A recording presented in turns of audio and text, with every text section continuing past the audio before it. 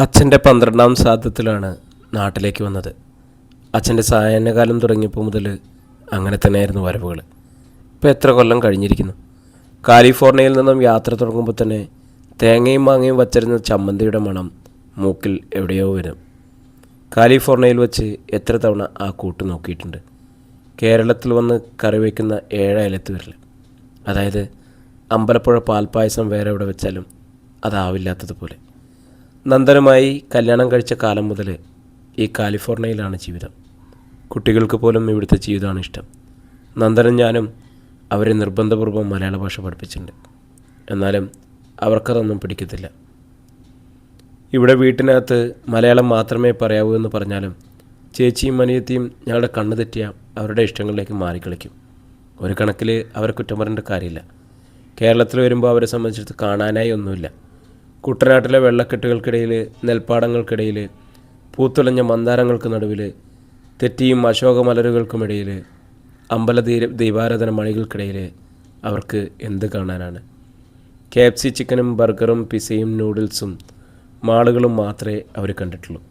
പുളിയിലെ കരമുണ്ട് അവർ കണ്ടിട്ടുണ്ടോ? ധനുമാസത്തിലെ തിരുവാതിരയിൽ ആമ്പൽക്കുളത്തിലെ കുളിര് അറിഞ്ഞിട്ടുണ്ടോ? മമ്മയ്ക്ക് നൊസ്റ്റാൾജിയാണ്, മൂത്ത മകൾ ദേവിക പറയും. അതെ, പെരുത്ത നൊസ്റ്റാൾജിയാണ്. അതേ നൊസ്റ്റാൾജിയ മൈൻഡാണ്. അതുകൊണ്ടാണ് നിങ്ങളും ഡാഡും ഇവിടെ അലോസരങ്ങളില്ലാതെ കഴിയുന്നത്. അതറിയാം നിനക്ക്. പക്ഷെ സാന്ത്വനമായ കാറ്റ് കൊടുങ്കാറ്റാവാൻ അധിക നാൾ വേണ്ടി വന്നില്ല.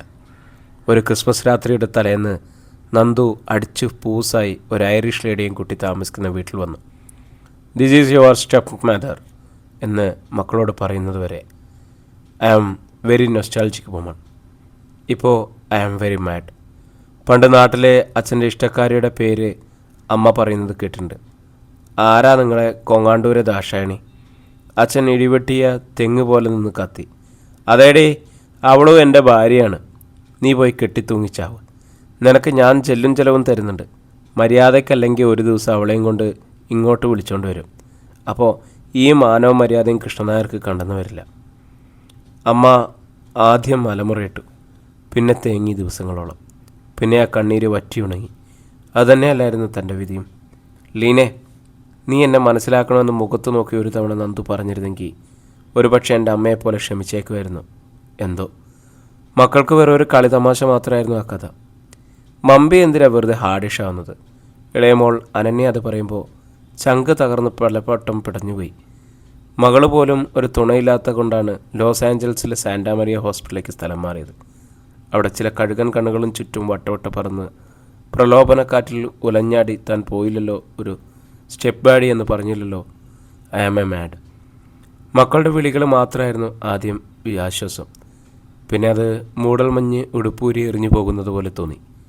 അവരും പയ്യെ പയ്യെ നഷ്ടമാവാൻ തുടങ്ങിയോ? അവരും പുതിയ താവളങ്ങൾ തേടിപ്പോയിരിക്കുമോ?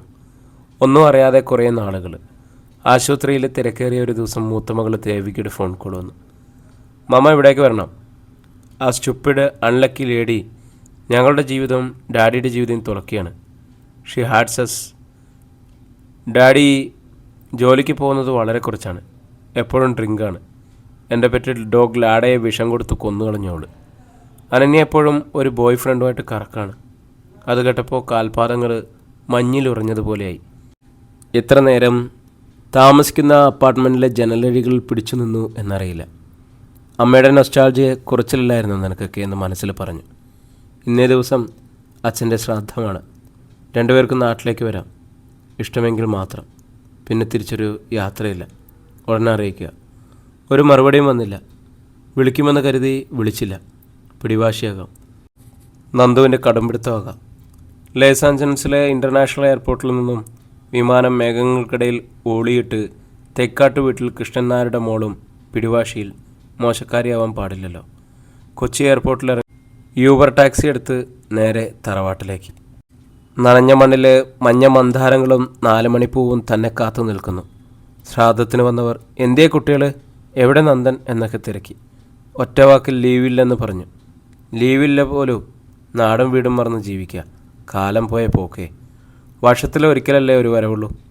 അതും ഇല്ലാണ്ടായില്ലേ കലികാലം. എന്നാലും കുട്ടിയെങ്കിലും വന്നൂടെ? നല്ല അല്ല, കുട്ടിയെന്ന മടക്കം. അമ്മയുടെ ചേർച്ചയുള്ള മാമനാണ് ചോദിച്ചത്. മടക്കം ഇല്ലേ മാമ? മാമൻ്റെ മുഖത്ത് തെളിച്ചം കെട്ടു. അതെന്താ എന്ന് ചോദിക്കാൻ പുള്ളിക്കാരൻ തുടങ്ങിയെങ്കിലും എൻ്റെ മുഖം കണ്ടിട്ടാവണം. ലേശം മഴക്കാറുണ്ട്, ഞാൻ പോവാമെന്ന് പറഞ്ഞ് മാമൻ ഇറങ്ങി. ശ്രാദ്ധം കൂടാൻ വന്നവർ അങ്ങോട്ടും ഇങ്ങോട്ടും മാറി നിന്ന് എന്തൊക്കെയോ പുലമ്പിയിട്ട് യാത്ര പറഞ്ഞിറങ്ങി. അപ്പോൾ മടക്കില്ലാന്ന് കേട്ടത് ശരിയല്ലേ? കുഞ്ചി വല്യമ്മയാണ് ചോദിച്ചത്. അമ്മയുടെ ജ്യേഷ്ഠ സഹോദരി. കണ്ണുകളിലെ തെളിച്ചം തീരെ വറ്റിയിരിക്കുന്നു. തന്നെ എങ്ങനെ ഈ തറവാട്ടിൽ താമസിക്കുക? അന്തിക്കൂട്ടിന് അതൊന്നും സാരമില്ല, ഉറക്കെ പറഞ്ഞു. മോളെ, തൊടിയിലൊക്കെ പാമ്പിൻ്റെ ശല്യമാണ്, രാജവെമ്പാല വരെ. രാത്രിയിലൊക്കെ സൂക്ഷിക്കണം, ആരോ പറയുന്നത് കിട്ടും. വന്നവർ പിരിഞ്ഞു. അച്ഛൻ്റെ ചാരകസേരമേൽ കിടന്ന് അറിയാതെ ഉറങ്ങിപ്പോയി. ഉണർന്നപ്പോൾ നേരം വളരെ ഇരുട്ടിയിരുന്നു.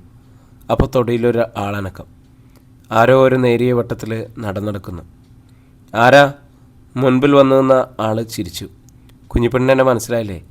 നെയ്ത്തിരി വിളക്ക് മുഖത്തോടടുപ്പിച്ച് വന്നയാൾ കാട്ടി. ഇപ്പോൾ ഇതിൻ്റെ അപ്പുറത്ത് തെക്കേ മാടത്തറയിലാണ് താമസം, വന്നയാൾ പറഞ്ഞു. ഓർമ്മയില്ലേ, പണ്ട് കുഞ്ഞിൻ്റെ അച്ഛൻ കുഞ്ഞിപ്പെണ്ണിനെ ഞാൻ സ്നേഹിക്കുന്നുവെന്ന് പറഞ്ഞ് മടവാളിന് വെട്ടിക്കൊന്ന തെക്കേ മടവരമ്പത്ത് കെട്ടിത്താഴ്ത്തിയ നെയ്ത്തിരി വട്ടത്തിൻ്റെ വന്നയാളിൻ്റെ കടവായിലൂടെ രക്തം ഒലിച്ചിറങ്ങുന്നത് കണ്ടു. ഒരിടിമിന്നൽ ആഴത്തിലെവിടെയോ തുളഞ്ഞിറങ്ങി. ഓർമ്മയിലെ ഒരു വെള്ളിത്തിളക്കം ചെരിഞ്ഞു. മേത്തലക്കാവിലെ ഉത്സവത്തിന് മേളത്താളത്തിനൊപ്പം മനസ്സിലേക്ക് ഇരമ്പിക്കയറിവൻ സതുവെന്ന സദാനന്ദൻ.